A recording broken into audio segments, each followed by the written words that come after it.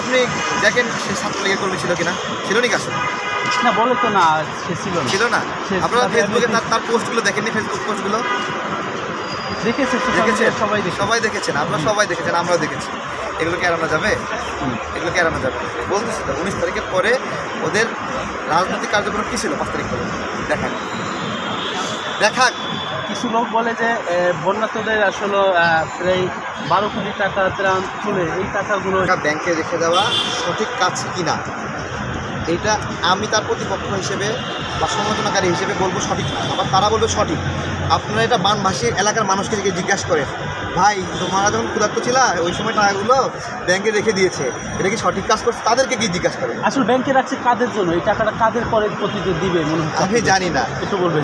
আমি জানি না, তবে আমি একটা কথা বলি, লক্ষ্মীপুর, নোয়াখালী, তারপর চাঁদপুর, ফেনী এলাকার মানুষ গরিব না যে তাদেরকে এখন গিয়ে ঘরবাড়ি করে দিতে হবে। তাদের ব্যাংক অ্যাকাউন্টে যথেষ্ট টাকা পয়সা আছে, তারা ধনী, তাদের বেশিরভাগ মানুষ প্রবাসী।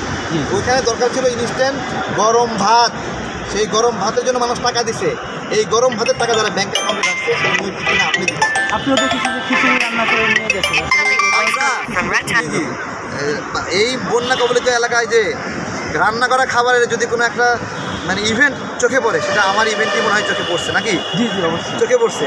এবং আমরা বলছি যে এই বন্যা কবলিত সময়ে এই রান্না করা খাবারটাই বেশি জরুরি ছিল, কিন্তু সেই রান্না করা খাবার তারা যে এই বন্যা দুর্গত মানুষের জন্য ইফোর্ট দেয় নাই, তার প্রমাণ হলো এইটা, যেটা প্রয়োজন সেটা করে নাই। মানুষ দিছে, সেটা কিছুটা বন্টন করছে, সেটাও রাস্তার পাশে ফেলে ফেলে রেখে আসছে। ঠিক আছে, এই জন্য ত্রাণটা আসলে স্বেচ্ছাসেবকদের করতে হয়, যারা ভলেন্টিয়ার, পুরনো ভলেন্টিয়ার, তাদের করতে হয়। সবাইকে ত্রাণের জন্য ট্রাস্ট করতে হয় না। কেবলমাত্র একজন ভলেন্টিয়ারই ত্রাণ জায়গা মতো পৌঁছাতে পারে, সাঁতরায় পৌঁছাবে, নৌকা দিয়ে পৌঁছাবে, ট্রলার দিয়ে পৌঁছাবে, তারা এটা করতে পারে। সুতরাং যেখানে সেখানে ত্রাণ দিতে হয় না। তার মানে কি আমরা এবং ত্রাণ দেওয়ার ক্ষেত্রে আঞ্চলিক রাজনৈতিক কর্মীদেরকে ইংগেজ করতে হয়। তারা রাজনৈতিক কর্মীদেরকে সরাই দিচ্ছে না, রাজনৈতিক কর্মী দিব না, তাহলে রাজনৈতিক কর্মীদেরকে সরাই দিলে ত্রাণ কার্যক্রম হবে। পরবর্তীতে আমরা কী করলাম, আমরা 37টা সংগঠনকে এক জায়গায় করে আমাদের রান্না করা খাবারের কার্যক্রম, 37টা সংগঠনকে, বিএনপি, জামাত, তারপরে হলো ইসলামী আন্দোলন সহ সকল সামাজিক সংগঠন, রাজনৈতিক সংগঠন সবাইকে এক জায়গায় করে, এবং আমরা প্রথম ধাপে 74,000, পরবর্তী ধাপে আরও 5,000 মানুষের খাবার রান্না করি। সব মিলে 79,000 মানুষকে আমরা গরম ভাত খাওয়াতে পারছি।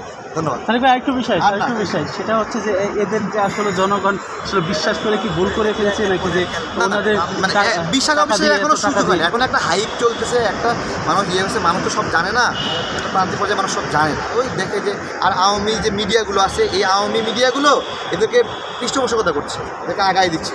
প্রকৃত বিপ্লবে যারা নেতৃত্বদানকারী তাদেরকে সাইডে রেখে এদেরকে ফোকাস করতেছে, কারণ এরা পূর্বে ছাত্রলীগের নেতাকর্মী ছিল, এদের সাথে সেই সম্পর্ক আছে, এই সম্পর্কের কারণে তারা এদেরকে সাপোর্ট দিচ্ছে, প্রমোট করছে। এরা কিন্তু যারা প্রকৃত লড়াই করছে, বিপ্লবী করছে, কাউকে ডেকে আপনারা টকশোতে ঢুকায়নি। সত্যি কথা, যারা কীভাবে, গল্পটা কেমন, এই সংগ্রামের গল্পটা কেমন, এখানে ভায়োলেন্স হয়েছে না গণ অভ্যুত্থান হয়েছে, কী রকমভাবে হয়েছে, কীভাবে মানুষকে হত্যা করলো, এই স্টোরিগুলো বিপ্লবীদের কাছ থেকে শোনার কোনো আগ্রহ এই মিডিয়াগুলোর নাই, কারণ এরা আন্দোলনের সময়ও আমাদেরকে সহযোগিতা করেনি। ধন্যবাদ।